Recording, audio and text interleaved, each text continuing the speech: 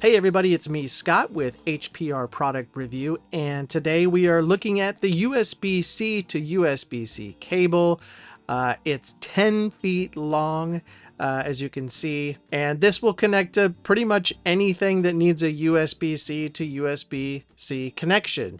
Now, I personally bought this over a year ago. It was to replace my MacBook Pro USB-C cord because I ran over the cord with my chair and damaged it somehow, so I wasn't getting a solid connection to power up my computer. So I needed a USB-C cord to USB-C cord. So I found this one. It cost me a fraction of what it would have cost me had I gone to Apple and gotten it directly from them. So this is a great replacement. And the quality is really, really good. As I said, I bought this over a year ago and it still looks pretty new and it's pretty durable. It doesn't feel like it was built cheaply. It feels nice and sturdy. And like I said, the cord's pretty long, so I can plug it in, go across the room, use my laptop if I need to plug it in. And this works absolutely great. So if you're in the market to get yourself a USB-C to USB-C cord, this is the one to get. Buy it. You won't regret it.